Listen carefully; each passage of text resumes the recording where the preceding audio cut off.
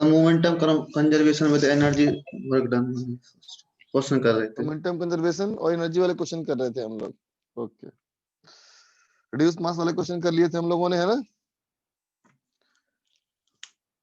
ना बच्चा? बोलो, रिड्यूस मास वगैरह वाला क्वेश्चन कर लिए थे ना हम लोगों ने।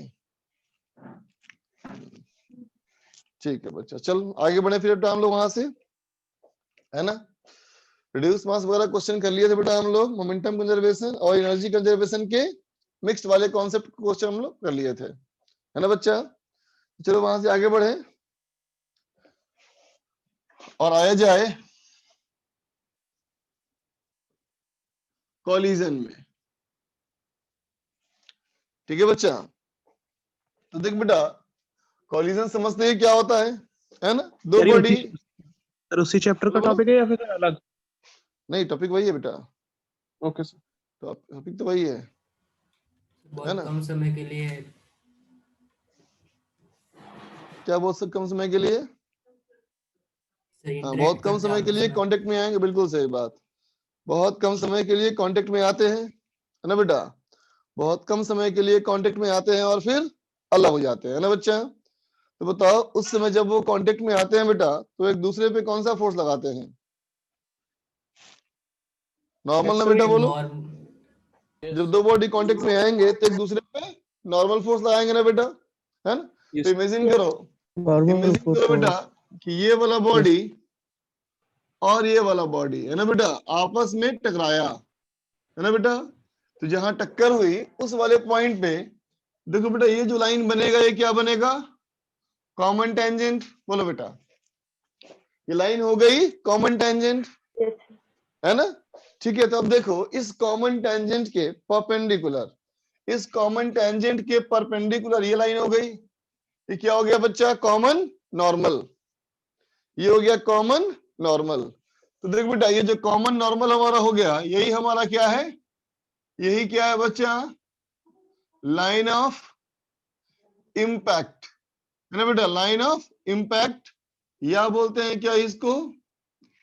लाइन ऑफ कॉलिजन, है ना बेटा? लाइन ऑफ कॉलिजन बोलते हैं, इसलिए कभी कभी इसको LOC भी लिखा जाता है ना? तो लाइन ऑफ इम्पैक्ट और लाइन ऑफ कॉलिजन क्या है? तो कहोगे बेटा ये एक इमेजिनरी लाइन है, ये एक इमेजिनरी लाइन है। ड्रॉ कैसे करते हैं? As common normal. ठीक है बच्चा, बात समझ गए?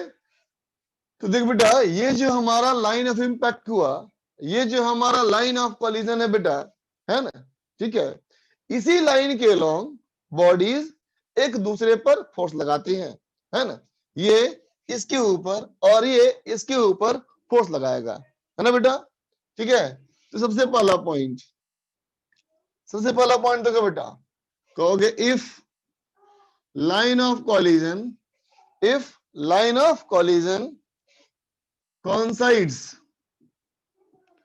coincides with the direction of initial velocities, है ना बेटा? जो बॉडी के कॉलिजन के पहले, जो बॉडी के कॉलिजन के पहले थी बेटा वेलोसिटी, उसी लाइन पे लाइन ऑफ कॉलिजन भी आ जाए, है ना? ठीक है, then collision is called one dimension. Collision is called one dimension, और या बोलते हैं क्या बच्चा इसको? हेड ऑन कॉलिजन, है ना? या क्या बोलोगे इसको? हेड ऑन कॉलिजन बोलोगे, है ना? इमेजिन करो कि एक बॉडी है बेटा, इमेजिन करो कि एक बॉडी ये है जो मूव करता हुआ आ रहा है बेटा, ये मूव करता हुआ आ रहा है विथ ए वेलोसिटी u1, और ये एक बॉडी बेटा ये मूव करता आ रहा है विथ ए वेलोसिटी u2। अब देख बच्चा, जब इन दोनों का कॉलिजन होगा तो ऐसा होगा, और अब महसूस करो कि इसका जो लाइन ऑफ इंपैक्ट बनेगा बेटा, वो होगा ना इसके पैरेलल कोइंसाइड करता हुआ। बोलो,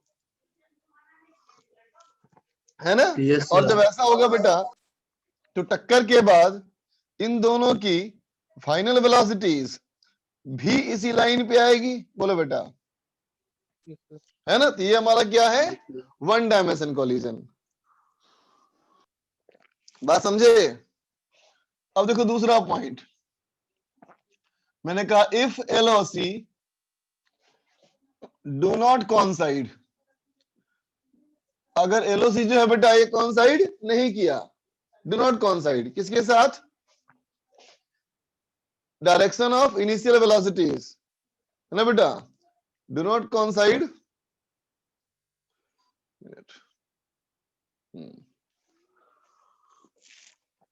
with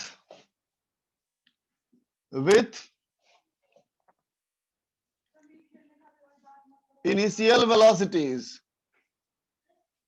है ना बेटा, then collision is called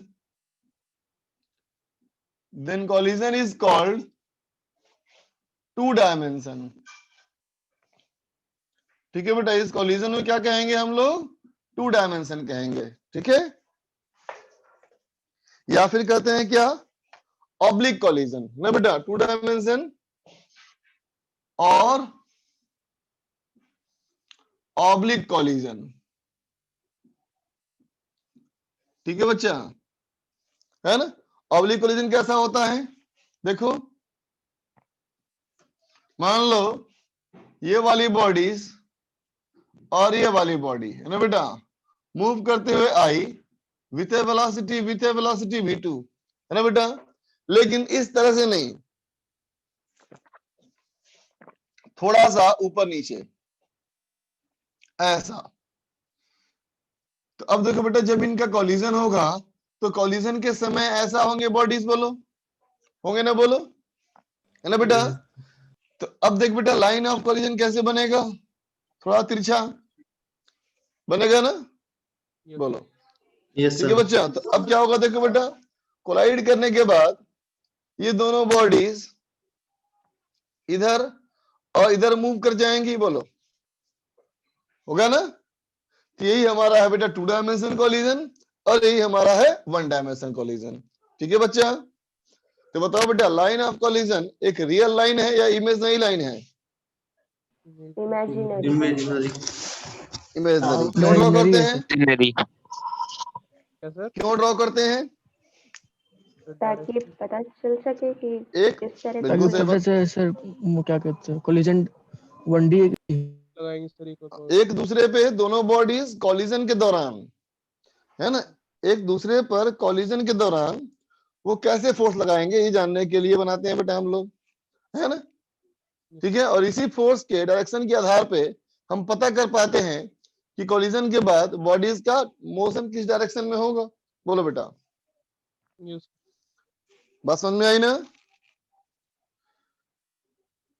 लिख लो बच्चा इसको। सर ये चैप्टर सर कब तक चलेगा? क्या चैप्टर सर ये कब तक चलेगा सर टॉपिक? अभी लगेगा बेटा, 3 क्लास लगेगा इसमें, कम से कम 3 या 4 मान लो।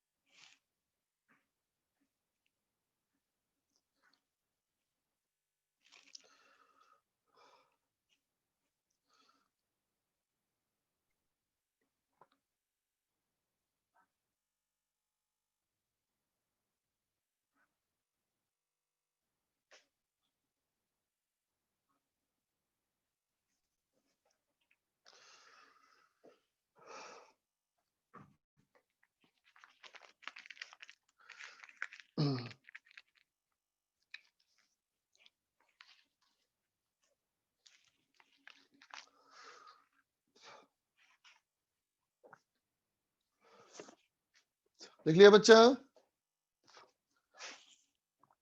1 minute, sir.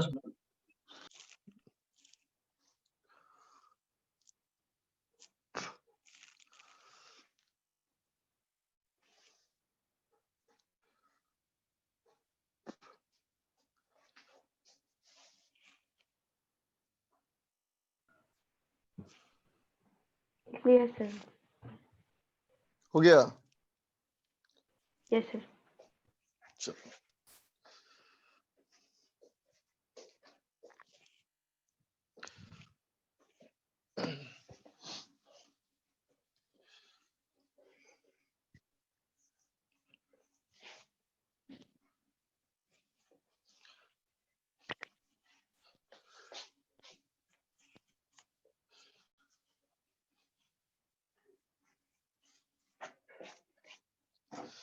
देख बेटा, अब हमरा देखा जाए वन डायमेंशन कॉलिजन देखा जाए बच्चा, इसी का एक और नाम क्या है बताओ? इसी का एक और नाम क्या था बेटा? हेड ऑन कॉलिजन, है ना बेटा? इसी का नाम था एक और हेड ऑन कॉलिजन, ठीक है? तो देख बेटा, हेड ऑन कॉलिजन का ही देखा जाए कॉलिजन डायग्राम। देख बच्चा, इमेजिन कर कि एक ये बॉडी है, बॉडी 1, और एक बॉडी बेटा बॉडी 2, ठीक है? ये बॉडी 1 की वेलोसिटी इस डायरेक्शन है बेटा u1 है, और इसकी वेलोसिटी इस डायरेक्शन में u2 है ना बेटा? तो बताओ अभी के कंडीशन में u1 u2 में कौन बड़ा होना चाहिए? बोलो बेटा, u1 बड़ा होना चाहिए ना? u1 हमारा u2 से बड़ा होना चाहिए, यस सर। तभी कॉलिजन होगा, है ना? तो देख बेटा, मान ले अभी कॉलिजन शुरू हुआ, इसका मतलब एक दूसरे को आकर के जस्ट हल्का सा टच किए हैं, है ना? जस्ट हल्का सा भी टच किए होंगे बेटा, तो एक हल्का सा फोर्स एक दूसरे पर लगाए होंगे ना? और हल्का सा फोर्स लगाने की वजह से क्या करते हो उम्मीद, इस वाले की वेलोसिटी पहले के मुकाबले में बढ़ गई होगी या घट गई होगी? बढ़ रही होगी सर। बढ़ गई होगी ना बढ़ बेटा? गई होगी सर। हल्का u2 से बड़ा होगा ये, है ना? Yes yes. और इसकी वेलोसिटी हमारी बेटा u1, ये क्या होगा? हल्का u1 से कम होगा। बोलो बेटा, होगा ना? हल्का सा घट गया सर। जैसे कि मान लो इसकी थी बेटा वेलोसिटी 20 मीटर पर सेकेंड और इसकी थी 5 मीटर पर सेकेंड, मान लिया जाए, है ना बेटा? तो 20 से घट के हल्का सा 19 हो गया ये, और ये 5 मीटर पर सेकेंड से बढ़ के 6 मीटर पर सेकेंड हो गया, है ना? तो देखो बेटा, अभी तो इसकी वेलोसिटी ज्यादा है ना? यस यस ये सर। और धक्का देगा बेटा उसको, बोलो, यस सर। सर। और धक्का देगा ना? तो और धक्का देने से क्या होगा? इसका डिफॉर्मेशन बढ़ेगा। बोलो बेटा, यहाँ पे दबाव बढ़ेगा ना? फेस बीच में डिफॉर्म ज्यादा करेगा बेटा, है ना? और जब तक ये इसको धकेलता रहेगा डिफॉर्मेशन बढ़ता रहेगा, यस सर। है ना? तो बताओ तुम्हें कैसे पता लगा कि ये धकेल रहा है पीछे से? बोलो बोलो, कि पीछे वाले की स्पीड ज्यादा है ना बेटा? इसलिए वो धकेल रहा है उसको अभी, है ना? तो बोलो कब तक धकेलता रहेगा? वेलोसिटी ज्यादा रहेगी आगे वाले की। बराबर हो जाए, जब तक दोनों की वेलोसिटी बराबर ना हो। बिल्कुल सही बात है ना? क्या होगा? इनकी वेलोसिटीज, अब मैंने कहा कि बराबर हो गया। अब बेटा, अगर इनकी वेलोसिटीज अगर बराबर हो गई, इसका मतलब तो ये हुआ ना बेटा कि अब और डिफॉर्मेशन नहीं होगा। बोलो, है ना? ये डिफॉर्मेशन जो है ये मैक्सिमम है। बोलो, ये हमारा state yes of sir. Maximum deformation है बेटा। बोलो, है ना? अब इससे ज्यादा और डिफॉर्मेशन नहीं होगा। बोलो, है ना बच्चा? ये बात समझा ना? Yes sir. ये डिफॉर्मेशन की मैक्सिमम वैल्यू है ना? यूं समझो कि हालांकि जब दो बॉडी आपस में टकराते हैं बेटा तो तुरंत अलग हो जाते हैं, है ना? ठीक है? तो तुम ये समझो कि मैंने क्या किया, दो बॉडीज के कॉलिजन का एक बना लिया मैंने वीडियो रिकॉर्डिंग, है ना?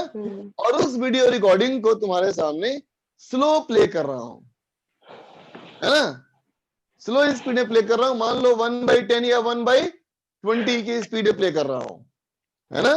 मतलब 1 मिनट का वीडियो वाकई में अगर है वो, और तुम्हें दिखेगा वो कितनी देर, 20 मिनट, बात समझ गया ना? तो स्लो मोशन में प्ले किया बेटा मैंने, तो देखा ये स्टेट क्या है, मैक्सिमम डिफॉर्मेशन का। ठीक है बच्चा, अब इसके बाद क्या होगा, इस बात पे डिपेंड करता है बेटा, है ना, कि इनके मटेरियल कैसे हैं, ये किस मटेरियल का बना है। तुम्हें देखा होगा ना, एक रबड़ की गेंद ले लो बेटा, उस रबड़ की गेंद को यूं दबा दो, फिर छोड़ दो, क्या होगा, अपने आकार में वापस आ जाएगा ना बेटा, बताओ यस सर। है कि नहीं? लेकिन वही मान लो बेटा, गीली मिट्टी का बॉल बना लो और उसको यूं स्क्वीज करो, तो क्या अपने शेप में आएगा वापस? No sir. नहीं ना बेटा, बोलो, नो सर। बात समझे ना? ठीक है, रबड़ की गेंद को स्क्वीज करोगे तो तुम ये महसूस करोगे कि जब तुम उसको दबा रहे थे तब वो दबने का विरोध कर रहा था, यस सर। Yes sir. है ना बेटा? सर। और उसको दबा करके रखने में भी तुमको फोर्स लगाना पड़ेगा। Yes sir. जब यूं दबा के रखे होगे तुम बेटा उसको ना, तो बाहर तुम्हें धकेल रहा होगा वो, यस सर। है ना? लेकिन गीली मिट्टी में ये बात नहीं होगी, दबाने में तुम्हें फोर्स लगाना पड़ेगा, लेकिन दबा के रखने में फोर्स लगाना नहीं पड़ेगा। बोलो, यस सर। बात समझे ना बेटा? ठीक है, तो देखो अब इसके बाद क्या होगा बेटा, वो इस बात पे डिपेंड करता है कि हमने इन बॉल्स का मटेरियल कैसा चूज किया, है ना बेटा? तो इसके बाद क्या होगा देखता जाए। माना जाए मैंने कहा बेटा ये ऐसे बॉडीज हैं जिन्हें कि यूं कहा जा सकता है बेटा कि ये परफेक्टली इन इलास्टिक बॉल्स हैं, है ना? इसका मतलब क्या कहोगे इसके बारे में, बोलो? इलास्टिक का उल्टा अपने स्टेट में। ये इलास्टिक, है ना बेटा? मतलब गीली मिट्टी वाला हलचल, यस सर। वापस अपने आकार में आने की बिल्कुल भी इसमें टेंडेंसी नहीं है। तो क्या होगा बोलो? जैसा है वैसा ही रह जाएगा, बोलो, है ना? कोई भी चेंज नहीं आएगा। मतलब ये दोनों बॉडी साथ साथ एक कॉमन वेलोसिटी के साथ मूव करेंगे, बोलो बेटा, यस दोनों की स्पीड सेम रहेगी। ये बात समझे, यस सर। है ना बेटा? यस। अब दूसरा केस, मैंने कहा बेटा कि जो बॉडीज हैं ये कैसे हैं, इन इलास्टिक बॉडीज है। इसका मतलब ये परफेक्टली नहीं है ना बेटा? इसका मतलब एक ऐसा मटेरियल तुमने स्क्वीज तो कर दिया, बॉल बना करके स्क्वीज तो कर दिया, शेप खराब हो गया उसका, लेकिन तुमने उसको, जब तुमने उसको छोड़ा तो पूरी तरह से अपने पूरे शेप में नहीं आ पाया, है ना बेटा? ठीक है, शेप में तो आया वापस, लेकिन पूरी तरह से वापस नहीं आ पाया, है ना बेटा? लेकिन थोड़ा सा आ पाया, समझना बेटा? लेकिन सोचो, अगर थोड़ा सा भी वापस आया, इसका मतलब उस बॉल ने अपने आप को हल्का सा बाहर धकेला है, बोलो, राइट ना? तो देखो बेटा, अगर ये बॉल एक दूसरे को हल्का सा पुश कर देगा, हल्का सा धकेल देगा, तो ये दोनों अलग हो जाएगा बेटा ना, बताओ? Yes sir. ये दोनों बॉल अलग हो जाएगा ना? तो दोनों बॉल अलग हो गया, लेकिन बताओ अलग होने के बाद इसमें डिफॉर्मेशन है या नहीं? बोलो। है सर, है है, है। सर। हाँ, पहले से कम है, लेकिन कुछ ना कुछ है ना? ठीक है, ये बॉडी ए की वेलोसिटी मान लिया v1 और इसकी वेलोसिटी मान लिया मैंने v2, तो बोलो बेटा v1 की वैल्यू इस v से कम होगी या ज्यादा होगी? कम होगी। कम होगी। और v2 की वैल्यू ज्यादा होगी। ज्यादा होगी बेटा, है ना? v2 बड़ा होगा, v1 छोटा होगा, बिल्कुल सही बात। अब चलो बेटा, मैंने कहा बेटा कि ये बॉडीज कैसे हैं, इलास्टिक बॉडीज है। इसका मतलब क्या है बताओ? बिल्कुल वापस अपने पूरे आ जाएगा बेटा, वापस, है ना? अपने पूरे आकार में आ जाएगा, इस तरह से कि इनको देख के कोई बता ही नहीं सकता कि इसमें कॉलिजन भी हुआ था, बोलो, है ना बेटा? ठीक है, अब इसकी वेलोसिटी v1 और इसकी वेलोसिटी v2, बात समझ गया बेटा? कॉलिजन डायग्राम क्लियर है? Yes sir. है ना बेटा। चलो तो देख के बताओ, इस कॉलिजन में क्या कोई एक्सटर्नल फोर्स कहीं से आया बेटा? बोलो। नहीं आया। एक्सटर्नल फोर्स नहीं आएगा तो क्या कर सकते हो? मोमेंटम कंजर्व कर सकते हो, राइट ना बेटा? लीनियर मोमेंटम कंजर्व कर सकते हो, है ना? तो उसी तरह से बेटा हम लोग मोमेंटम कंजर्व कर लेंगे। तो क्या कहोगे, इस वाले स्टेप से इस वाले स्टेप तक, है ना, दोनों का मोमेंटम सेम। यहां से यहां के स्टेप तक फिर दोनों का मोमेंटम सेम, है ना बेटा? फिर यहां से इस स्टेप तक फिर इन दोनों का मोमेंटम सेम। बोलो, मोमेंटम कभी सिस्टम का वैरी करेगा ही नहीं। बोलो, राइट ना? ठीक है, तो क्या लिखेंगे बेटा हम लोग? Linear momentum of system remain constant, हमेशा सेम रहेगा, है ना बच्चा? एट ऑल इंस्टेंट, किसी भी समय पे मोमेंटम में किसी भी तरह का घटना या बढ़ना नहीं होगा, राइट? बात समझ गए बेटा? तो क्या इक्वेशन लिखोगे तुम? बोलोगे यहां का मोमेंटम कितना है बेटा? बोलो, सबसे पहले स्टेप में क्या मोमेंटम है? बोलो बच्चा। m1u1 प्लस m2u2 है बेटा। बोलो, पहले स्टेप का मोमेंटम कितना है? m1u1 प्लस m2u2, है ना बेटा? और बोलो अगले स्टेप में कितना मोमेंटम है? m1u1 dash plus m2u2 dash। m1u1 dash plus m2u2 dash, है ना बेटा? है ना? ठीक है, और ये वाला मोमेंटम भी पहले वाले मोमेंटम के बराबर है। Yes sir. बोलो, तो should be equal to m1u1 dash plus m2u2 dash. बोल बेटा, है ना? That is equal to m1v plus m2v, है ना बेटा? That is equal to m1v1 plus m2v2। बोलो बेटा, है ना? हर इंस्टेंट पे मोमेंटम हमारा कंजर्व है ना बेटा? ठीक है, अब बताओ सेकेंड केस में यहां से लेके यहां पे, है ना बेटा? स्पीड बदली है ना? Yes sir. स्पीड बदली है ना? Yes sir. बेटा स्पीड क्यों बदली है? एक दूसरे पर फोर्स लगाने की वजह से। फोर्स लगाने। और एक दूसरे पर फोर्स क्यों लगाया है? बोलो, टक्कर की वजह से, है ना बेटा?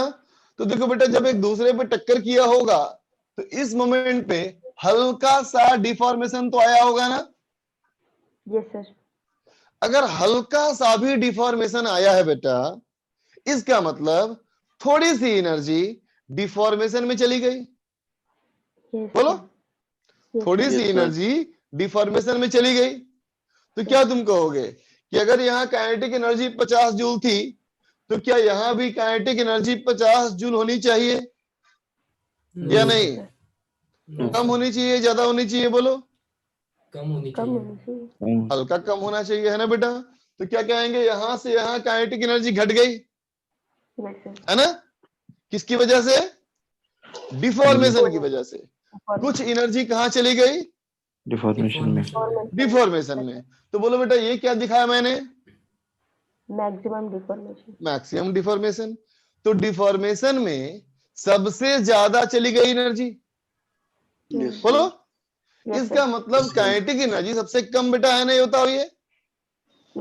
This is the state of minimum kinetic energy. बोलो, राइट ना बेटा? वो हमारी काइनेटिक एनर्जी क्या है? सबसे कम है ना बच्चा? तो क्या कहेंगे, काइनेटिक एनर्जी ऑफ सिस्टम, है ना बेटा, डिक्रीजेस, घटता है ना बेटा? काइनेटिक एनर्जी ऑफ सिस्टम क्या होता है बेटा? घटता है ना? ठीक है, reaches to a minimum value. बोल बेटा, घटते घटते कहां पहुंच गया? एक मिनिमम वैल्यू तक पहुंच गया, है ना बेटा। एंड देन उसके बाद क्या होता हो? वापस इंक्रीज करने की कोशिश किया। बताओ, इस वाले में इंक्रीज किया क्या वापस? इस वाले में वापस इंक्रीज किया क्या? नहीं किया। लेकिन इन दोनों में किया, यस सर। है ना बेटा। इसलिए क्या लिख दिया है मैंने? देन में इंक्रीज, हो सकता है कि बढ़ जाए, है ना बेटा। हर बार नहीं बढ़ेगा ना। बात समझ गए बच्चा? ठीक है। तो अगर मैं यहाँ यूं कहूं बेटा कि चलो मैं काइनेटिक एनर्जी का ग्राफ बनाना चाहता हूं, काइनेटिक एनर्जी का ग्राफ बनाना चाह रहा हूं टाइम के अनुसार, है ना बेटा। ये वो टाइम है जब कॉलिजन शुरू हुआ, है ना बेटा। और ये वो टाइम है जब कॉलिजन खत्म हो गया। बोलो, कॉलिजन शुरू हुआ का मतलब एक दूसरे के कांटेक्ट में आए। बोलो बेटा, एक दूसरे के कांटेक्ट में आए, और कॉलिजन खत्म हो गया मतलब क्या हुआ बेटा? दोनों अलग हो गए। यही मतलब है ना? Yes sir. है ना बच्चा। तो देखो, इतनी काइनेटिक एनर्जी से वो पास आए, है ना बेटा। ठीक है। काइनेटिक एनर्जी घटते गई कहां पहुंच गई? एक मिनिमम वैल्यू तक आ गई बेटा। एक मिनिमम वैल्यू तक आई, है ना बेटा। और वो मिनिमम वैल्यू में ही रह गया। तो बोलो ये कौन सा कॉलिजन है? बोलो बोलो। Perfectly elastic bodies. ये फर्स्ट केस है बेटा। बोलो, है ना बेटा। परफेक्टली इलास्टिक, है ना बेटा। और मैं कहूं कि एनर्जी थोड़ी सी रिकवर हुई, लेकिन पूरी पूरी वापस नहीं आ पाई, तो ये कौन सा केस है? Second case. तो सेकंड केस है बेटा। बोलो, है ना। ठीक है। और मैं कहूं कि जितना था बेटा पहले, ये पूरा पूरा वापस आ गया, तो ये कौन सा केस हुआ बेटा? Elastic collision. बात समझ गए बेटा? सर क्या ऐसा कोई भी कॉलिजन था बेटा इसमें जिसमें काइनेटिक एनर्जी बदला ही नहीं? बोलो बोलो। No sir. नहीं ना बच्चा, हर केस में क्या हुआ? काइनेटिक एनर्जी बदली है ना। Yes sir. तो क्या बेटा किसी भी कॉलिजन में तुम बोल सकते हो क्या काइनेटिक एनर्जी कंजर्व है? No sir.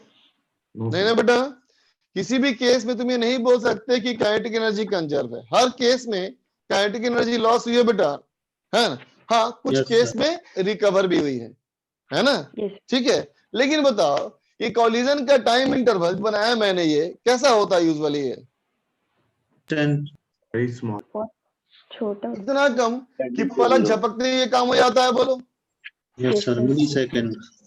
है ना बेटा। इसका मतलब इतना समय कम होता है बेटा कि हल्का सा ध्यान भटका नहीं कि तुमको पता ही नहीं चलेगा।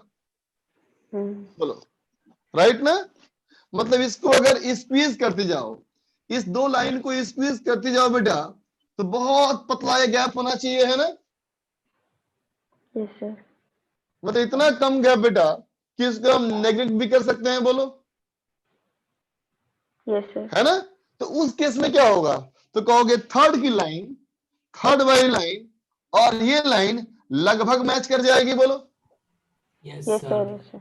इसलिए लोग ऐसा भी कहते हैं कि इलास्टिक कॉलिजन में काइनेटिक एनर्जी कंजर्व रहती है। आई बात समझ में? Yes sir.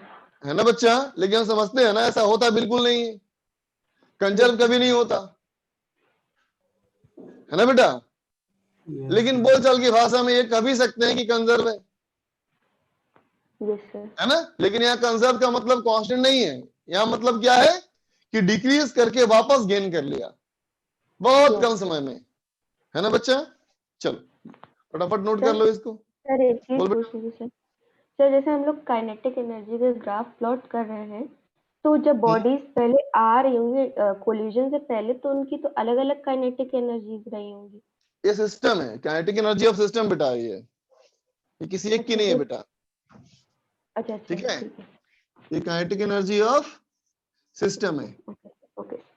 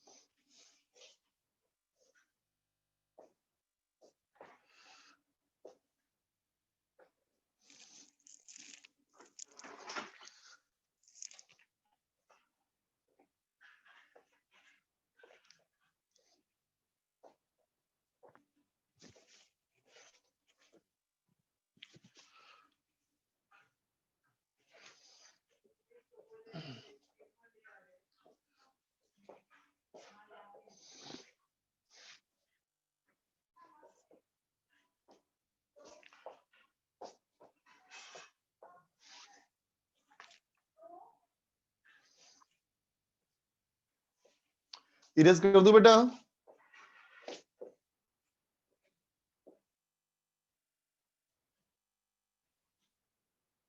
हो गया बच्चा? सर अभी नहीं सर, थोड़ा सा रह करो करो करो।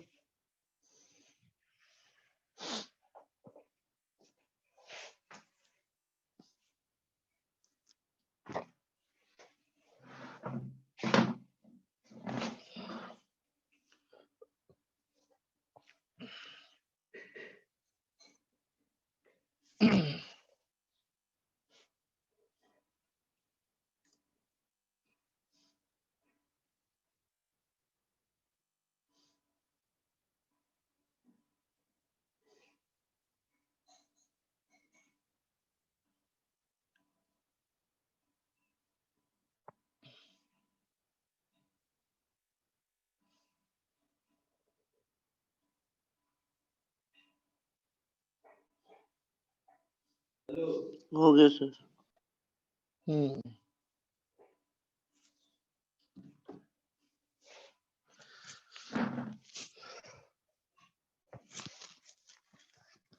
देख बच्चा,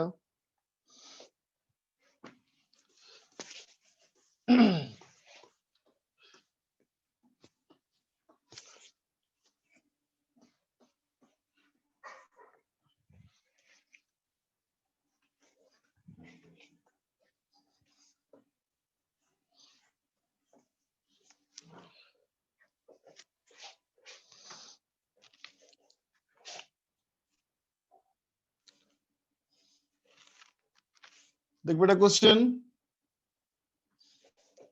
ये है कि मान लो एक बॉडी है बेटा, यू लिखो, a body of mass 2 kilogram moving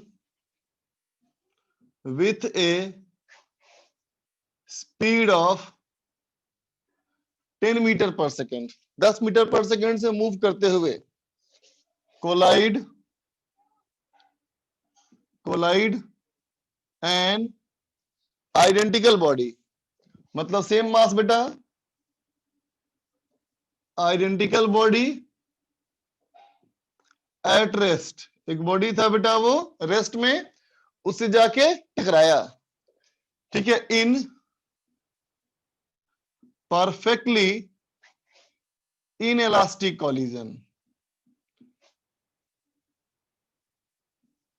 ठीक है बेटा। तो सवाल कहता है find loss in kinetic energy, ठीक है, इस कॉलिजन की वजह से काइनेटिक एनर्जी में कितने का नुकसान हुआ, बनाओ। चलो देखते बच्चा मेरा क्या आता है, बोलो बेटा। ये लिखा है परफेक्टली इलास्टिक कॉलिजन, इसमें क्या करोगे, दोनों की सेम वेलोसिटी यस सर। है ना बेटा। जब दोनों की सेम वेलोसिटी हो गई बेटा, एक्सटर्नल फोर्स तो है नहीं, मोमेंटम कंजर्व कर लिया जाए, है ना। तो पहले कितना था बोलो मोमेंटम, 2 × 10, 2 × 0, बाद में कितना हो गया बेटा 2 + 2 × v। इसका मतलब v आ गया बेटा हमारा 5 मीटर पर सेकेंड। तो अब बताओ इनिशियल काइनेटिक एनर्जी कितना है बेटा, हाफ इंटू 2 × 10² = 100 जूल। बोलो यस ठीक सर। है। और फाइनली हमारा क्या हो गया बच्चा, हाफ इंटू 2 × 5² × 2। क्यों किया इंटू 2? इंटू 2 क्यों किया बेटा मैंने? क्योंकि दो फिर बॉडीज वो है इसलिए ना एक बेटा, हाँ दो बॉडीज है ना। तो कितना हो जाएगा बेटा ये 50 जूल। तो क्या हो गया, डेल्टा के लॉस = KI - KF। तो आंसर आ गया बेटा हमारा 50 जूल का। ठीक है।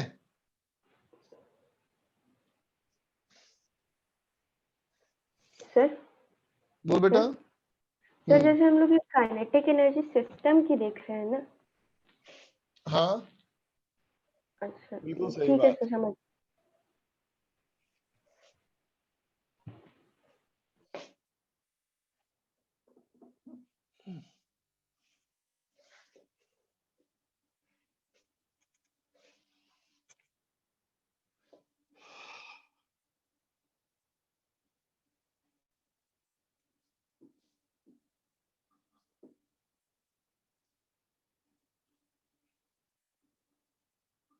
ये बनाओ।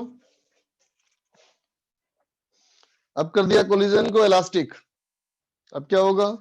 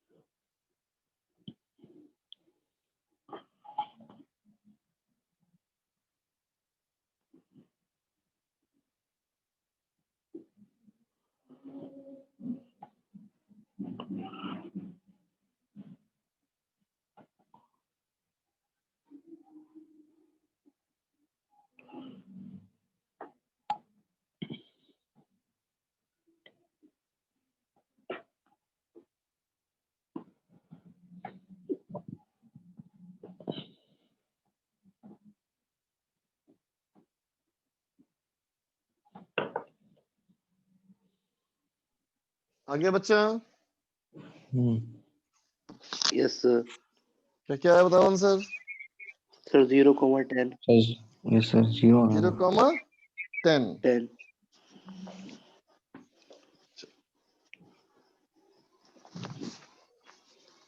देखिए बच्चा क्या आता आंसर। देखो बेटा हमारा सवाल ये था कि 2 किलोग्राम का यह बॉडी मूव कर रहा था with a speed of 10 metre per second. ये टकराया एक दूसरे बॉडी से जो कि ये रेस्ट में था। मान लिया मैंने बेटा कोलिजन हो गई और दूसरे वाले की V2 हो गई, है ना बेटा। एक्सटर्नल फोर्स तो है नहीं। बोलो जब कोई एक्सटर्नल फोर्स नहीं है बेटा तो क्या कर सकते हो, बोलो मोमेंटम कंजर्व। मोमेंटम कंजर्व, है ना बेटा। पहले कितना मोमेंटम था 2 × 10 + 2 × 0 equal to 2v1 plus 2v2। इसका मतलब बेटा v1 plus v2 equal to 10। बोलो इक्वेशन नंबर 1। अब आते हैं बेटा इलास्टिक हो जाए ना ये, तो एनर्जी लॉस हुआ होगा और फिर से वापस रिकवर हो गया होगा, है ना बेटा। इसका मतलब k initial equal to k final, है ना। तो पहले कितना था बेटा kinetic energy? Half into 2 into 10 square. दूसरे का 0, यस सर। बाद में half to v1 plus v2 plus बोलो बेटा होगा यस सर। 2 कैंसिल, तो ये हो गया बेटा कितना v1 square plus v2 square equal to 100, equation number 2, yes sir. है ना बेटा। अब तुम इसको सॉल्व करोगे, सॉल्विंग 1 and 2, थोड़ा सा डिफिकल्टी होगा लेकिन सॉल्व कर लोगे तुम, है ना बेटा। सॉल्व करोगे तो आंसर आएगा तुम्हारा v1 की वैल्यू 0 और 10, v2 की वैल्यू 10 और 0। बोलो बेटा यही तुम्हारा वैल्यू आएगा, है ना। क्योंकि तुम इसको पुट करोगे ना बेटा तो ये तो बन जाएगा क्वालिटी इक्वेशन ना, बताओ। Yes sir. और जब बनेगा बेटा क्वालिटी इक्वेशन तो 2 रूट्स आएंगे ना, तो 2 रूट्स तुम्हारे क्या क्या आएंगे, ये 2 आएंगे रूट्स, है ना बेटा। अब ये बात हम पहले समझते हैं कि जब कॉलिजन होता है बेटा तो दूसरे वाले बॉडी की वेलोसिटी पहले वाले के मुकाबले में ज्यादा हो जाती है, यस बोलो सर। Yes sir. है ना। इसलिए क्या बोलेंगे हम कि v2 की वैल्यू v1 से बड़ी होनी चाहिए, है ना बेटा। इसलिए इसको हम एक्सेप्ट नहीं करेंगे, बोलो, है ना बच्चा। हम किसे एक्सेप्ट करेंगे, 0 और 10 को, है ना। तो फाइनली हमारा क्या आंसर हुआ कि फर्स्ट वाले की वेलोसिटी 0 और दूसरे वाले की वेलोसिटी 10।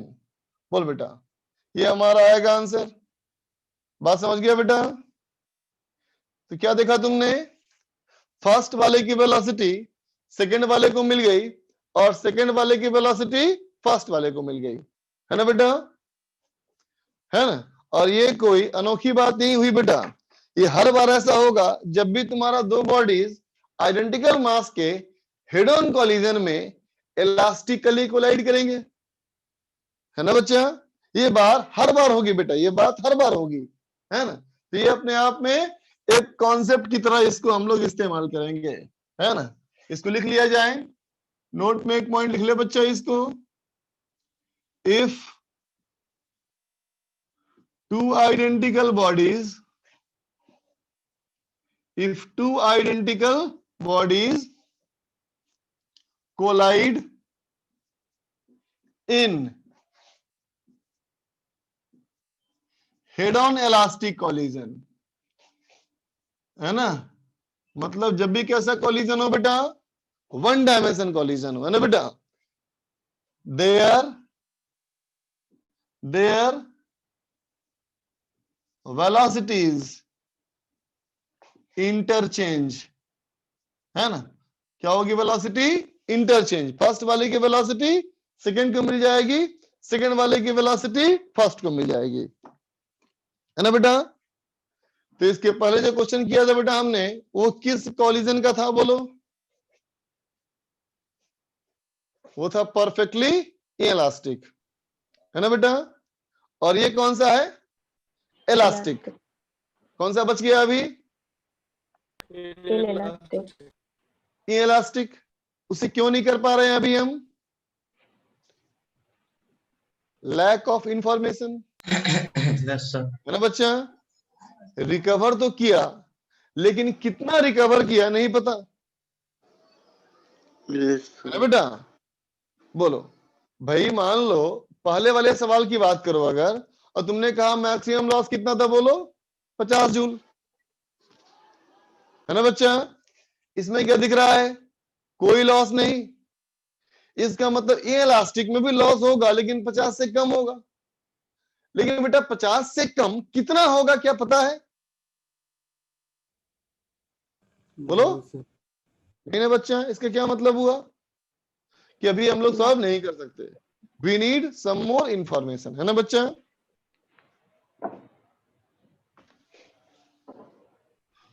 तो देख बेटा, अभी सिर्फ उस कॉलिजन की वजह से हमें एक और टर्म डिफाइन करना पड़ेगा, है ना? क्या? Coefficient of restitution. ठीक है बच्चा, अब एक टर्म डिफाइन कर रहे हैं बेटा हम लोग, coefficient of restitution.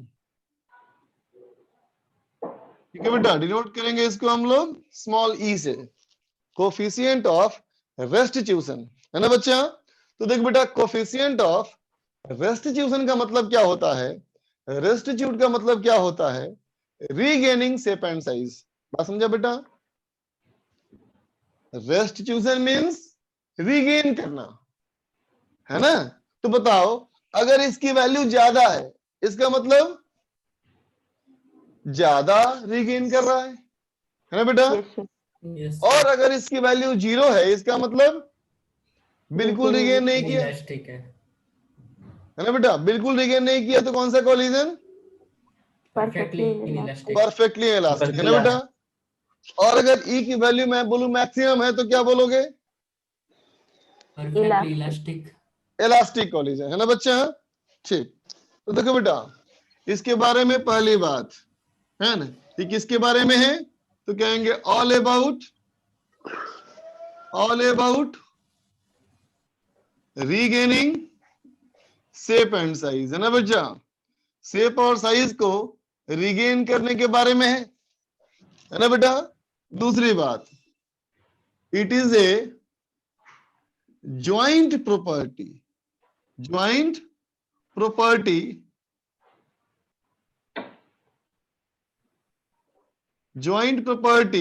Of colliding bodies, है ना बेटा? कोलाइडिंग बॉडीज, है ना बेटा? Related to elasticity of matter, समझा बच्चा?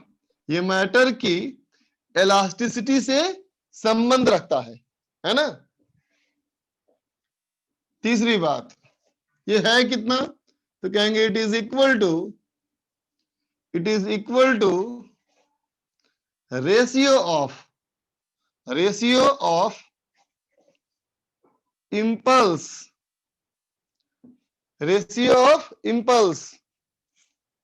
है ना बेटा? During deformation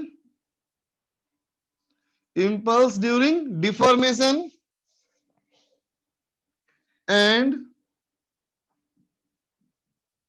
impulse during reformation। ठीक है, अब हमारे लिए एक नया टर्म आया। क्या टर्म आया बोलो? इम्पल्स, है ना बेटा? अच्छा, इम्पल्स नहीं पहले नहीं किया था बेटा हम लोगों ने? सर इम्पल्स नहीं किया हम लोगों ने। यही होता है, देखो डिसकंटिन्यू होने के बाद लिंक टूट जाती है। चलो कोई बात नहीं, सुनते हैं ध्यान से।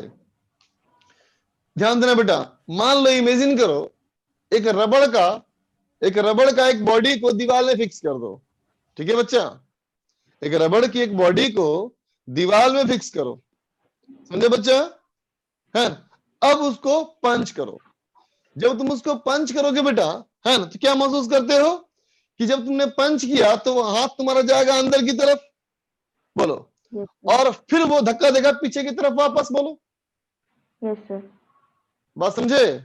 जब तुम किसी रबड़ के बैग को पंच करोगे बेटा, है ना, तो पंच करोगे तो क्या होगा? पहले तुम्हारा हाथ जाएगा बेटा अंदर की तरफ, बोलो, अब फिर धक्का देगा बाहर की तरफ, है ना? ठीक है? अब सुनो, जब तुम उसको धकेल रहे होगे, तुम्हारा हाथ अंदर की तरफ जा रहा होगा, है ना बेटा, तो भी तुम उस मटेरियल का विरोध महसूस कर रहे होगे ना? Yes sir. है ना? तो यूं समझो, उस विरोध से संबंध रखता हुआ क्या हुआ? इम्पल्स ऑफ, क्या लिखा है? It is the ratio of impulse during, उल्टा है, पहले क्या है इसमें? रिफॉर्मेशन है, रिफॉर्मेशन एंड डिफॉर्मेशन। फिर से बेटा, तुमने जब उसको पंच किया, हाथ जब अंदर की ओर जा रहा है तुम्हारा, है ना बेटा, तो मटेरियल का जो विरोध है वो क्या है, उसका संबंध है किससे बेटा, इंपल्स ड्यूरिंग डिफॉर्मेशन, और फिर तुम्हें धक्का देगा पीछे की तरफ। ये क्या है, इंपल्स ड्यूरिंग रिफॉर्मेशन। डिफॉर्मेशन मतलब क्या हो रहा है, शेप खराब हो रहा है ना बेटा, डिफॉर्मेशन मतलब क्या हो रहा है, शेप खराब हो रहा है ना, और रिफॉर्मेशन मतलब क्या हुआ, शेप वापस आ रहा है। बात समझे बेटा, बात समझ में? फिर सुनो एक बार, यानी जब उसको पंच किया तो हाथ जब मेरा अंदर जा रहा है बेटा, है ना, तो मटेरियल जो हमारे हाथ के अंदर जाने का विरोध कर रहा है बेटा, है ना, उसका संबंध किससे है, डिफॉर्मेशन के दौरान। ठीक है बेटा, ठीक है ना। और जब हमारा हाथ को पीछे की तरफ रिकॉइल किया तो वो क्या है, इंपल्स ड्यूरिंग, क्या है बोलो, रिफॉर्मेशन, है ना बेटा। लेकिन अब एक और केस लो, गीली मिट्टी का एक बड़ा सा ब्लॉक समझ लो, तुम उस पर घूसा मारोगे बेटा, तो हाथ जब तुम्हारा अंदर जा रहा होगा तो तुम्हारा विरोध करेगा वो, बोलो है कि नहीं। लेकिन क्या बाउंस बैक मारता है बेटा, नहीं सर। नहीं ना, तो उसमें इंपल्स ऑफ रिफॉर्मेशन जीरो है, बोलो। बात समझ में आ गई, बात समझ में आया बेटा, ये है ना। तो ई क्या है, ई क्या है, तो कहेंगे impulse, impulse during deformation divided by impulse during reformation. समझा बेटा। तो अब मुझे बताओ, अभी जो मैंने बात करी कि तुम उसको घूसा मारो तो ये फोर्स तुम किस पे महसूस करोगे, अपने हाथ पे ना बेटा, बोलो है कि नहीं।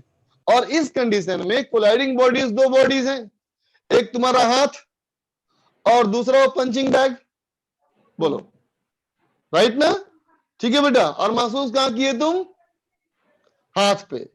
तो एक्शन रिएक्शन फोर्स तो होता है ना बेटा, जैसा फोर्स मेरे ऊपर लगा होगा वैसे ही फोर्स उसके ऊपर भी लगा होगा, है ना बेटा। तो क्या कहेंगे, ऑन आइदर बॉडी, तुम किसी भी एक की बात कर लो, किसी भी एक की बात कर लो, है ना, चाहे फर्स्ट बॉडी की बात कर लो, चाहे सेकेंड बॉडी की बात कर लो। ठीक है बेटा। तो देखो इंपल्स का सिंबल हम लिखते हैं कैपिटल जे, है ना, इंपल्स डिफॉर्मेशन जे डी और इंपल्स रिफॉर्मेशन जे आर। ठीक है बेटा, जे डी और जे आर किसके ऊपर बोलो, आइदर ऑफ द बॉडी, दोनों में से किसी एक बॉडी पे, है ना बेटा, चाहे ए पे या बी पे, दोनों पे नहीं। सुना बात, दोनों पे क्यों नहीं, क्योंकि दोनों के लिए बेटा वो फोर्स जो होगा वो तो हो जाएगा इंटरनल फोर्स, बोलो दोनों पे नहीं, किसी एक के लिए। यहां तक बात समझे, है ना बच्चा। तो चल देखो, अब डिफॉर्मेशन में और रिफॉर्मेशन में जो इंपल्स आया बेटा, ये हमारे लिए एक अभी नया टर्म आया है ना। अभी हम बस उतना ही डिफाइन कर रहे हैं जितने में हमारा काम चल जाएगा। इंपल्स हम लोग कॉलिजन के बाद पढ़ लेंगे। अब सुन ध्यान से, रेशियो उल्टा नहीं लिख दिया, क्या बेटा, ये रेशियो उल्टा नहीं लिख दिया, ऊपर रिफॉर्मेशन नहीं आएगा। नहीं ऊपर डिफॉर्मेशन होगा बेटा, एक मिनट रुको, हाँ उल्टा हो गया, सही बोला। पहले हमारा रिफॉर्म ना, सॉरी, हाँ रिफॉर्मेशन बेटा, और ये डिफॉर्मेशन, सही बोला, ये रिफॉर्मेशन और ये डिफॉर्मेशन। ठीक है बच्चा, सुन ध्यान से बेटा। इंपल्स क्या होता है, जैसे इमेजिन करो, अगर एक बड़े से ब्लॉक पे, है ना बेटा, तुम धकेल रहे हो, सुन रहे हो, एक बड़े से ब्लॉक को धकेलो, है ना बेटा, तो अगर धकेलोगे, है ना, ठीक, तो तुम्हारा धकेलने की वजह से वो बॉडी आगे बढ़ेगा, बोलो, है ना। और ये भी हो सकता है कि बॉडी आगे ना बढ़े, बोलो बेटा, राइट ना। तो अगर धकेलने से वो आगे बढ़ गया तो हम बोलेंगे वर्क हो गया, यस सर। बोलो बेटा, है ना, धकेलने से अगर वो बॉडी आगे बढ़ गया तो क्या है वो, क्या है बोलो, वर्क हो गया, है ना बेटा? यस ठीक है, ठीक है बेटा। अब सोचो कि तुम धकेल रहे हो, है ना बेटा, वो आगे बढ़ रहा है या नहीं बढ़ रहा है, इन दोनों ही सूरतों में तुमने उस बॉडी को समय तो दिया, बोलो, यस सर है ना बेटा? ठीक है, तो फोर्स का समय के साथ जो असर है उसे हम क्या बोलते हैं, इंपल्स बोलते हैं। समझ गया? डिस्प्लेसमेंट के साथ इफेक्ट क्या बोलेगा बेटा, वर्क, और समय के साथ क्या बोलते हैं, इंपल्स, है ना बेटा? जितना फोर्स तुम जितनी देर तक लगाए, है ना, इन दोनों का मल्टीप्लीकेशन क्या होगा बोलो, इंपल्स होगा। ठीक है बेटा? इंपल्स का डेफिनेशन क्या है, J is equal to integration of f d t, है ना बेटा? फोर्स का समय के साथ जो इंटीग्रेशन है वो इंपल्स है, और फोर्स का डिस्प्लेसमेंट के साथ जो इंटीग्रेशन है वो क्या है बोलो, वर्क है। राइट ना? क्लियर है बेटा? Yes sir. Yes sir. अब तो ध्यान से, न्यूटन सेकेंड लॉ क्या कहता है बोलो बेटा, मोमेंटम का F equal to d p upon d t, कहता है ना बेटा, यस सर। है ना? तो अगर मैं कहूं कि जो F यहां लिखा है मैंने वो एक्चुअली सिग्मा F है, सिग्मा F मतलब रिजल्टेंट फोर्स, रिजल्टेंट है ना फोर्स। बेटा? तो अगर ये रिजल्टेंट फोर्स है तो ये कितना होना चाहिए, डीपी अपॉन डी टी, बोलो, Yes, होना sir. चाहिए, है ना? तो अगर ये डीपी अपॉन डी टी है बेटा, तो इसको मैं अगर यहां पुट कर लूं, है ना, तो क्या बन जाएगा बोलो, J बराबर इंटीग्रेशन ऑफ डीपी हो जाएगा, बोलो, Yes, sir. होगा बेटा? इसका मतलब J बराबर क्या हो जाएगा बताओ, P.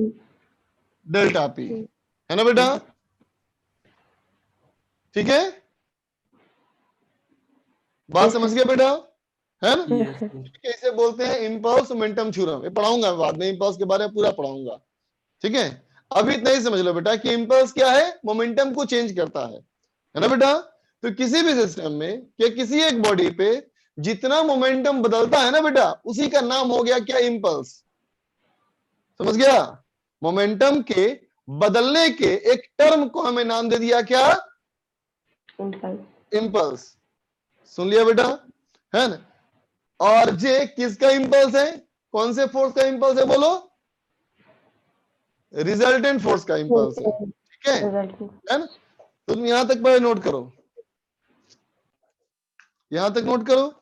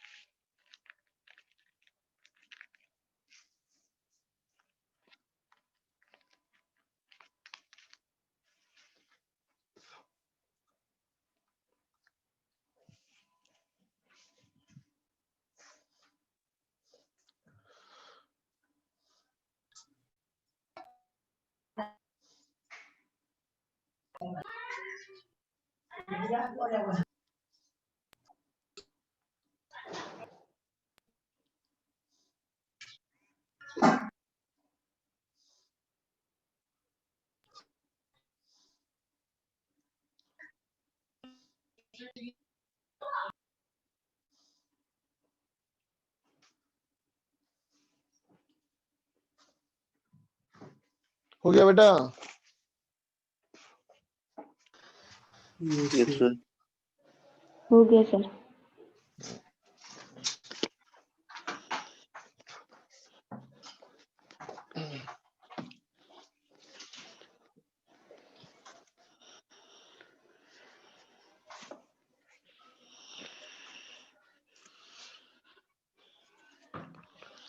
तो देखो बच्चा इमेजिन कर कि मान ले एक बॉडी हमारा ए मूव कर रहा है बेटा U1 से, ये हमारा है बी मूव कर रहा है U2 से, दोनों में कॉलिजन हुआ और ये हमारा बेटा स्टेट ऑफ मैक्सिमम डिफॉर्मेशन है बेटा।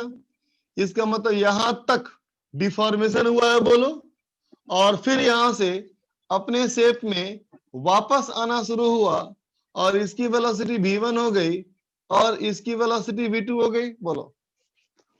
ठीक है, तो देख बेटा E की जो वैल्यू थी ये हमने कहा था J reformation by J deformation, है ना बेटा।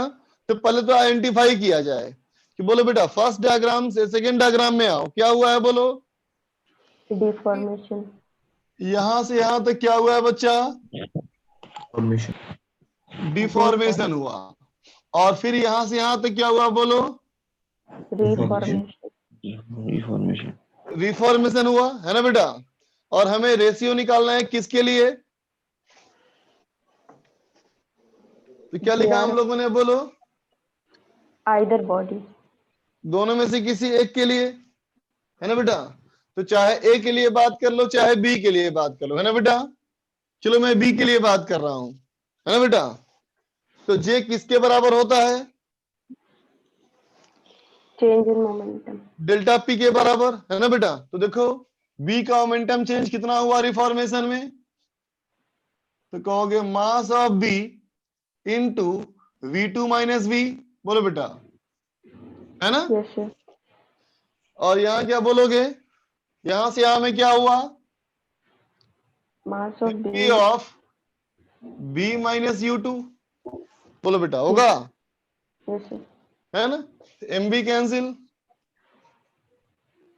है ना। तो कितना बच्चा बेटा हमारा v2 minus v divide by v minus u2, बोलो, यस सर।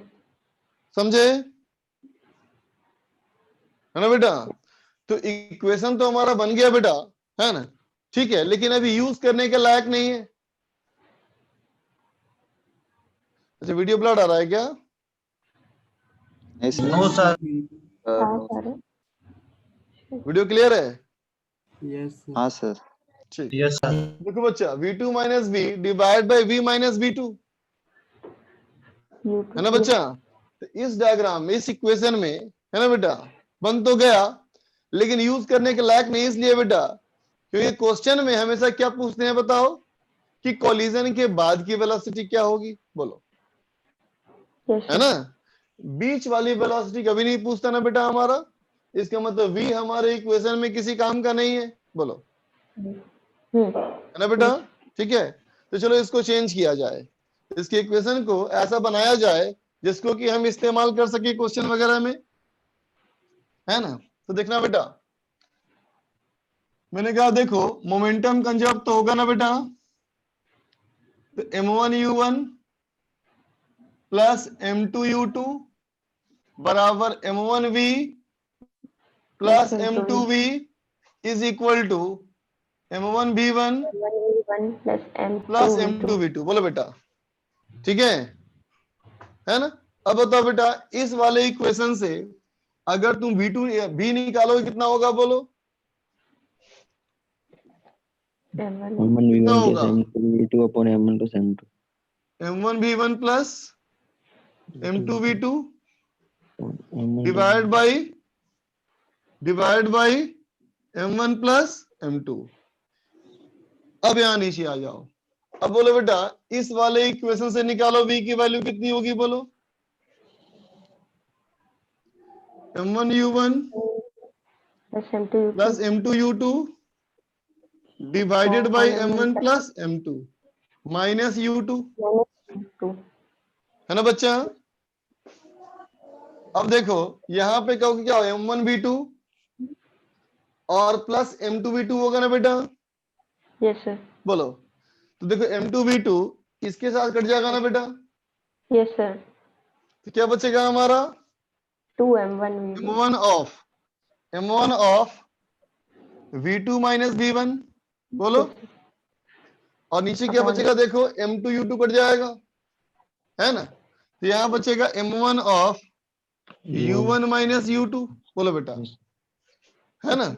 और नीचे M1 प्लस M2 दोनों में कट जाएगा, है ना।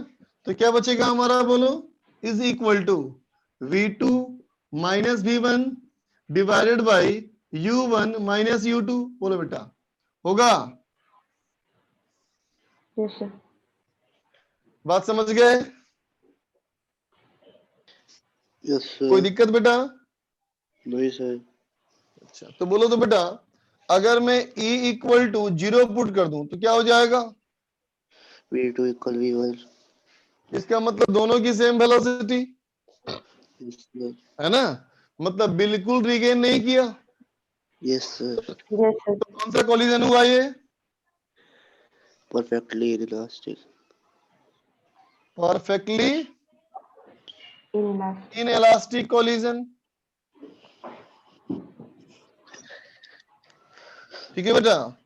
और अगर कह दूं मैं E इक्वल टू 1, इसका मतलब जितना जोर से तुमने उसको धक्का दिया उतने ही जोर से तुमको पीछे धकेला, है ना बेटा।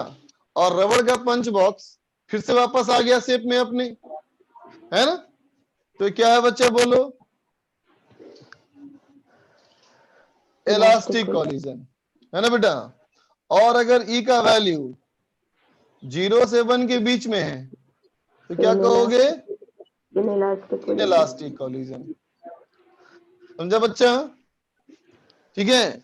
तो देख बेटा, E की वैल्यू हमेशा क्या होती है, 0 से 1 के बीच में होती है ना बच्चा। कभी कभी एक बहुत रेयर घटना होती है कि E की वैल्यू मोर देन 1 भी हो जाती है ना बेटा। ये बहुत रेयर घटना है, मतलब कह सकते हो कि रूल्स के लिए ये एक्सेप्शन है ना बच्चा। इस कोलिजन को बोलते हैं क्या? Super elastic. Super elastic collision. समझे बच्चा? ये बहुत रेयर है, ये बहुत रेयर इवेंट है बेटा, देख लो। सर इस सुपर इलास्टिक कोलिजन में सर बॉडीज जो फाइनली कैसे मूव करती, अलग अलग ही मूव करती? हाँ, अलग ही हो जाती है बेटा, अलग ही हो जाती है। और फाइनल काइनेटिक एनर्जी पहले की काइनेटिक एनर्जी से बड़ी हो जाती है। ओके।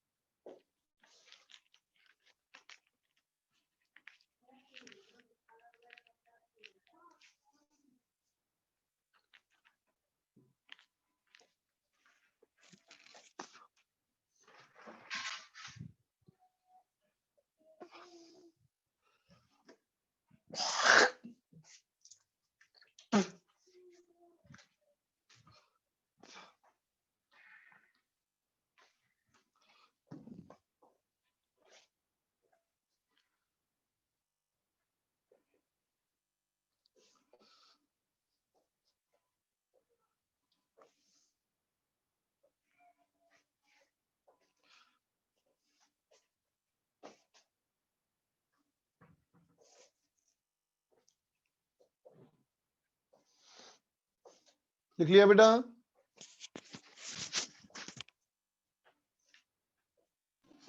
Yes sir.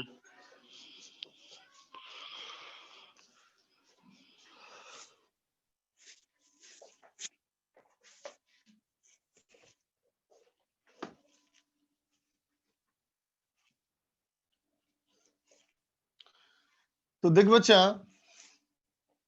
अब हमारे पास किसी भी कोलिजन को सॉल्व करने के लिए, है ना बेटा, हमारे पास दो इक्वेशन हो गए। एक हो गया मोमेंटम कंजर्वेशन, बोलो कि मोमेंटम कंजर्वेशन तो हमें हर बार इस्तेमाल करना होता है ना, बोलो, क्योंकि कोलिजन में बेटा एक्सटर्नल फोर्स तो आया ही नहीं कभी, है ना।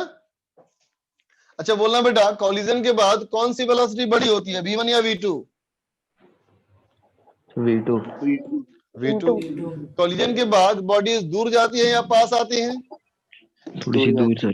दूर जाती है। दूर जाती है। तो क्या इसको बोल सकते हैं velocity of separation? Yes sir. बोल सकते हैं बेटा। अच्छा, कोलिजन के पहले कौन सी बड़ी होती है? U1 U1। बॉडी पास आती है या दूर जाती है? पास पास आती है। इसका मतलब क्या है बेटा? ये वेलोसिटी ऑफ अप्रोच। अप्रोच है ना बेटा। Velocity of separation by velocity of approach, ये फॉर्मूला हो गया किसका बेटा? ई का, है ना। ठीक है। अब देख बच्चा, फॉर एनी कॉलिजन, किसी भी कॉलिजन के लिए, है ना बेटा, लेकिन ध्यान रहे कौन सा? Only head on. हम सिर्फ हेड ऑन की बात कर रहे हैं ना बेटा।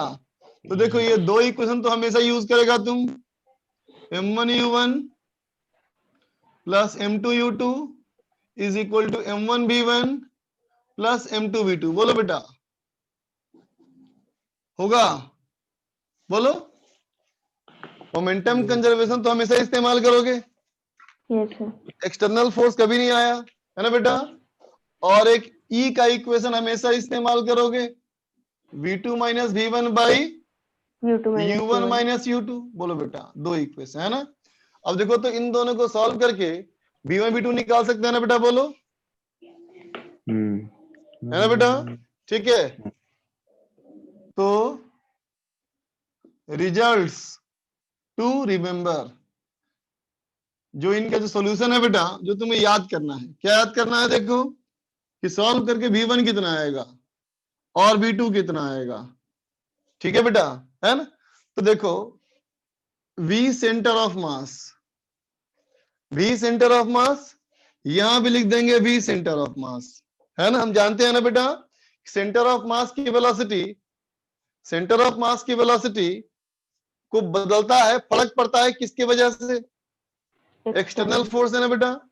अगर एक्सटर्नल फोर्स नहीं है तो मोमेंटम कंजर्व होगा हमेशा। बोलो, यस सर। होगा ना बच्चा। और सेंटर ऑफ मास की वेलोसिटी नहीं बदलेगी ना। तो दो बॉडीज का आपस में कोलिजन की वजह से सेंटर ऑफ मास की वेलोसिटी कभी चेंज नहीं करती। बोलो बच्चा, है ना। तो देखो v सेंटर ऑफ मास क्या बोल सकते हो तुम? m1u1 plus m2u2 divided by m1 plus m2, है ना बेटा। या फिर m1v1 plus m2v2 divided by m1 plus m2, कुछ भी बोल सकते हो, है ना बेटा। दोनों सेम ही आएगी हमेशा, है ना। तो यहाँ पे v सेंटर ऑफ मास से क्या मतलब है? तो कहना m1u1 plus m2u2 divided by m1 plus m2। ठीक है बच्चा, है ना। अब बताओ, पहले वाले की वेलोसिटी घटती है कि बढ़ती है? घटती है तो माइनस, और दूसरे की बढ़ती है तो प्लस। ठीक है बच्चा, है ना। अब लिख दो E, है ना। और फर्स्ट वाले की बॉडी की लिखोगे वेलोसिटी तो लिखना m2, फर्स्ट वाले में em2। ठीक है बेटा, em2 divided by m1 plus m2 into u1 minus u2, याद रहेगा ऐसे। बोलो बेटा। अब सेकंड वाले की वेलोसिटी ना बेटा, सेकंड वाले की वेलोसिटी क्या लिखेंगे? em1 bye m1 plus m2 into u1 minus u2। देख बेटा, थोड़ा लंबा फॉर्मूला जरूर है ये, लेकिन याद करना मुश्किल नहीं है। जो ट्रिक बताया तेरे को मैं, सबसे पहले काम क्या करना है? दोनों को लिखना सेंटर ऑफ मास की वेलोसिटी। ये बताइए तुम्हें फर्स्ट के घटता है, दूसरे का बढ़ता है ना। ठीक है, बस ध्यान रखना बेटा ये कि फर्स्ट वाले के लिए em2 और सेकंड वाले के लिए em1, बाकी टर्म तो दोनों में सेम ही है। बोलो, है ना बेटा। ठीक है। और काइनेटिक एनर्जी का सिस्टम में जब कोलिजन होगा बेटा तो लॉस होगा काइनेटिक एनर्जी का। बोलो, है ना। तो काइनेटिक एनर्जी का जो लॉस होता है वो कितना होता है ना। तो कहना हाफ इंटू म्यू, म्यू क्या था बताओ? रिड्यूस क्या था? Value m1 m2 by m1 plus m2 by बिल्कुल m1 सही plus बात। ठीक है। और v रिलेटिव का स्क्वायर, इसका मतलब u1 माइनस u2 का square, Yes, sir. u1 minus u2 का square into e square minus 1, sorry 1 minus e square. Yes, sir. ठीक है बेटा, इतना होता है लॉस। ये 3 फार्मूले तुम याद रखो, तो बहुत सारे क्वेश्चन तुम बाकी लोगों के मुकाबले में आधे समय में कर सकते हो, आधे क्या, आधे से भी कम समय में, है ना बच्चा। तो ये फार्मूला याद करना है तुमको, बिल्कुल नोट कर ले बच्चा। सर वो काइनेटिक एनर्जी के नीचे क्या लिखा है? लॉस, काइनेटिक एनर्जी का लॉस। सर ये फर्स्ट हेडिंग में नीड के बाद क्या लिखा? फर्स्ट नीड के बाद फर्स्ट हेडिंग में नीट कहीं लिखा ही नहीं मैंने। भाई हेड ऑन है, हेड ऑन। हेड ऑन है वो, अच्छा अच्छा नीट दिखाई पड़ रहा है, हाँ मुझे भी दिखाई पड़ रहा है नीट, ये हेड ऑन है ना।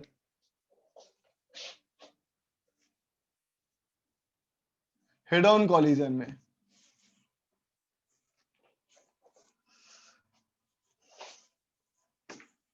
तो बच्चे बताओ होमवर्क क्या स्टेटस है?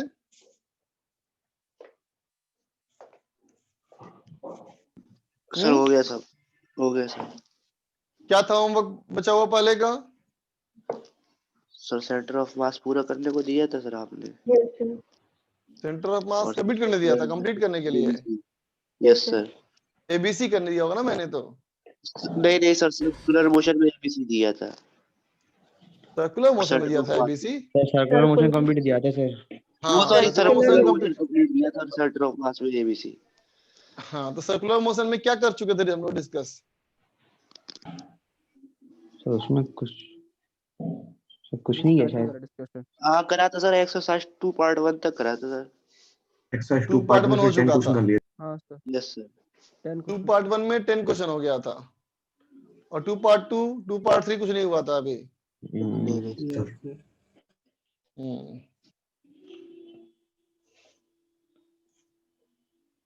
चलो फिर कल करते हैं, कल से स्टार्ट करते हैं, फिर कल करते हैं डिस्कस, कल करेंगे डिस्कस सर्कुलर मोशन में। नहीं पहले सेंटर ऑफ मास कर लेते हैं एबीसी, है ना बेटा। सेंटर ऑफ मास में एबीसी कर लेंगे, है ना।